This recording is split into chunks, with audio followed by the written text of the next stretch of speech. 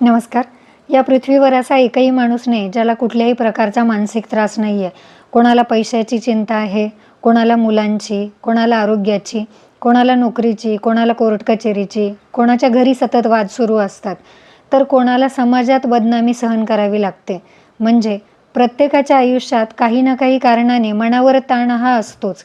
जर तुम्हालाही असं वाटत असेल की माझ्या डोक्यात सतत विचार चालू असतात, मन शांतच होत नाही, तर हा व्हिडिओ शेवटपर्यंत नक्की पहा.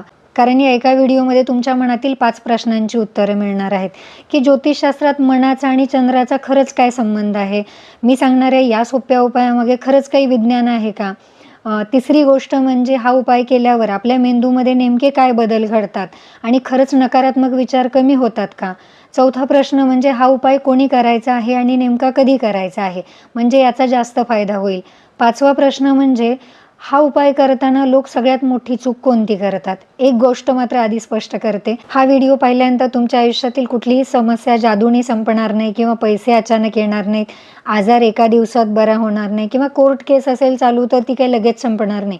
पण जेव्हा मनामध्ये नकारात्मक विचारांचं वादळ सुरू असतं तेव्हा स्वतःला काही काळ कसं शांत करायचं, मनाला आधार कसा द्यायचा आणि तात्पुरती मनःशांती कशी मिळवायची, याचा एक अतिशय सोपा, मोफत आणि विज्ञानानेही मान्य केलेला मार्ग आज मी तुम्हाला सांगणार आहे. म्हणून हा व्हिडिओ शेवटपर्यंत नक्की बघा. मुख्य विषयाकडे येऊया.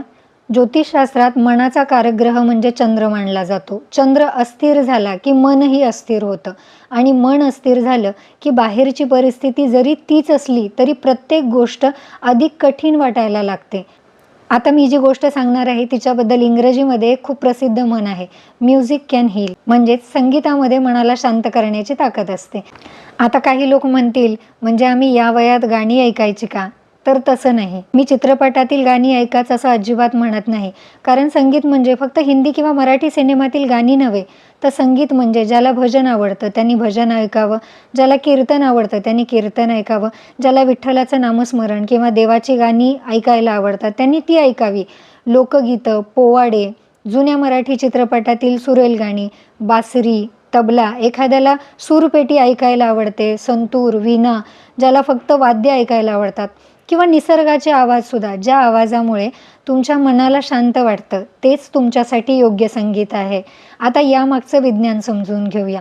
आपल्या मेंदूला एक सवय असते, जेव्हा आपण चिंता करत असतो तेव्हा मेंदू पुन्हा पुन्हा त्याच नकारात्मक विचारांमध्ये अडकून राहतो. यालाच इंग्रजीमध्ये ओव्हर थिंकिंग म्हणतात. पण जेव्हा आपण आपल्या आवडीचं संगीत ऐकायला सुरुवात करतो तेव्हा आपल्या मेंदूचं लक्ष त्या सुरांकडे वळायला लागतं. यामुळे नकारात्मक विचारांची साखळी हळूहळू तुटायला सुरुवात होते. संशोधनात असं आढळलं आहे की शांत संगीत ऐकल्याने शरीरातील स्ट्रेस हॉर्मोन कॉर्टिसोल कमी होण्यास मदत होते आणि मनाला आनंद देणाऱ्या रसायनांची क्रिया वाढते. त्यामुळे मन हलकं वाटू लागतं.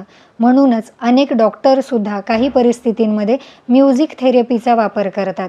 आता विचार करा, महिलांचा दिवस किती धावपळीचा असतो. स्वयंपाक करताना हात काम करत असतात पण डोक्यात विचार सुरू असतात. मुलांचं काय होईल, पैसे कसे जमवायचे, घरातलं भांडण कसं मिटेल. हात पोळ्या लाटत असतो पण मन मात्र 1000 ठिकाणी फिरत असतं. अशा वेळी स्वयंपाक करताना हलक्या आवाजात तुमच्या आवडीचं भजन, कीर्तन किंवा शांत संगीत लावा. पुरुषांनीही शेतात काम करत असताना, दुकानात बसलेला असाल किंवा प्रवास करत असाल किंवा संध्याकाळी निवांत बसून सुद्धा दिवसातून 15 ते 20 मिनिट आवडीचं संगीत ऐका. आणखी एक गोष्ट, ज्यांना रात्री झोपायला गेल्यावर सतत नकारात्मक विचार येतात, उद्या काय होईल, हे कसं होणार, माझंच असं का. अशा वेळी सोशल मीडियावर रील स्क्रोल करण्यापेक्षा हलक्या आवाजात शांत संगीत किंवा भजन लावा. शक्य असेल तर त्याच्यासोबत मनातल्या मनात गुणगुणा. कारण जेव्हा तुमचं लक्ष त्या सुरांकडे जातं तेव्हा विचारांचा वेग कमी होतो. लक्षात ठेवा, आपल्याला काम थकवत नाही, आपल्याला थकवतात ते सतत चालणारे नकारात्मक विचार. म्हणून आजपासून दिवसातून कमीत कमी 15 ते 20 मिनिट तुमच्या मनाला आवडेल असं संगीत ऐका. ज्योतिषशास्त्राच्या भाषेत सांगायचं झालं तर हा चंद्राला शांत करण्याचा एक सुंदर उपाय आहे आणि विज्ञानाच्या भाषेत सांगायचं तर हा तुमच्या मेंदूला आणि मनाला विश्रांती देण्याचा प्रभावी मार्ग आहे. म्हणूनच लक्षात ठेवा, म्युझिक कॅन हील. कधीकधी औषधांपेक्षा 2 शांत सूर मनाला जास्त आधार देतात. तुम्हाला जर ही माहिती आवडली असेल तर आपल्या जवळच्या व्यक्तीला नक्की शेअर करा आणि अशाच प्रकारच्या ज्योतिषीय माहितीसाठी आपल्या चॅनलला नक्की सबस्क्राईब करा. व्हिडिओ शेवटपर्यंत पाहिल्याबद्दल खूप खूप धन्यवाद.